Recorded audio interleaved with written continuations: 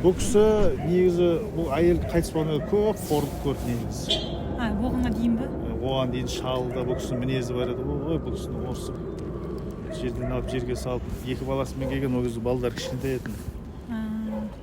Бірақ екі баласында да сәл-сәл, біреусі қазір өлтірген баласы негізі сау еді. Үлкен баласы ғана сәл-сәл ауытқуы бар еді. Ауытқуы болғанмен добрый ауытқуы да, ешқандай несі жоқ, зілі жоқ. Шал кеткен екен, мен енді ойладық енді рахаттанып өмір сүретін шығар деген едім. Рахаттанып өмір сүремеді ғой. Баласы бұзық болып шықты да, шешесін тек қана зәбір көрсетіп, қорқытып, жұлқылап, басында нормально жүреді, келін алып, біріншісін үйленді, оны ажырасты, екіншісін үйленді, онымен ажырасты. Бала ма? Сөйтіп ақыры өткенде біраз көрінбей қалғанға біз жаңағы күдіктен осы бәле мамасына бір бәле істеп қоймады ма деп арзанда жешеміз өстірады, кәдімгі мамасы бөлімге кіріп шығамады, сен кіріп шығып жүр деді, деді қойдық. Сөйтіп тұрғанда өлтіріп өзі өртеп жүрген екен. Бірнеше күн болған бұл жо? Жоқ, так 12-сі күні азанда сағат 11-де өлтіріп, сол күні ақшап күнде жатқан екен. 12-сі күні ме? 12-сі түнде өлтіріп, күндіз өлтіріп, кешке жақын жағып, сағат 12-де ұсталып қалды. Кім айтқан, кім ұстаған, қалай білген? Ағасы келген ғой жұмыстан. Өлтірген баланың ағасы келген. Бала 93, ағасы 92. Сол келіп үйіне кірмейді жұмыстан келген. Үйіне кірсе қан жасауға жатқан. Соны қашқан ол. Барғанда жұмыс беріп жүрген апайдың үйіне барған. Оны ертіп келген. Екеуі кірамай тұрған. Мектен екі әйел келген. Үшеуі жабылып есікті ашса, ана бәлесі ар жақтан пышақпен қуалаған бұлар тырқырап, үшеуі қашқан, сөйтіп милиция шақырып, содан кейін барып ұсталып тұр. Жұмыс істей ма? Не сонда? Пышақтап тастаған ма? Не істеген сонда? Бұның баласы алдын 2 рет сотталған еді. Жанды бала ма? Өлтірген баласы. Сөйтіп мені шыққан екен айтқан едім, болды, адам болам. Мен айттым оған, бұрынғы әйеліңді ал сен, тұрмай. Содан балаң бар.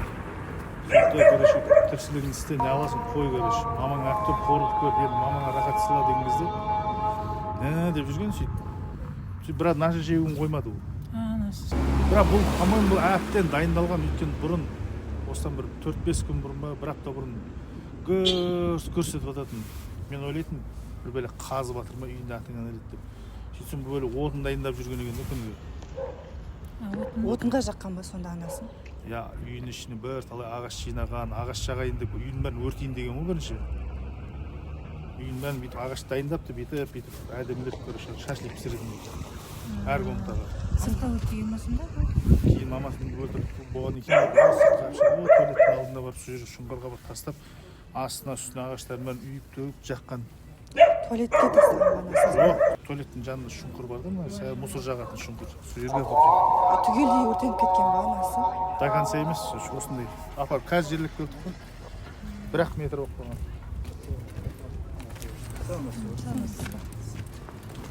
Осындай қуыршақ болып қаламыз мен. Ұстыпаған ғой, Бар көрсек, бар деді, сәл ұзын болып қалған ғой. Сол күн қайтыс болардың алдында бар, почтадан ақша алыпты бұлар. Шешесін бүйтіп жұлқылап, тез ақшасын алып, ақшасын алып болмаса, әкеп өлтіріп, арақ ішіп кешке. Өлтіргенде пышақтап өлтірген бе? Бірінші сеппен қылғындыр өлтірген екен. Сеппен? Кажется, ана жерде бір нәрсе тұр да, домалақ ше? Жоқ, сеппен қылғындырып өлтіріп, кейін пышақтап, содан кейін қарайған күтіп, апарып сияқты ешкім көріп қоймайды. Ар жағынан жеңшеміз көріп қояды, күндіз алып шығатын. Біз көріп қоямыз мүмкін, туалет жақтан. Ол жынды емес қой, сонда ауытқушылығы жоқ, иә? Негізі сол наша шегуге бола, короче, сол сары қағаз алды ғой. Осы жақында алды сол сары қағаз. Көп те болған жоқ, 1 жылда болған жоқ.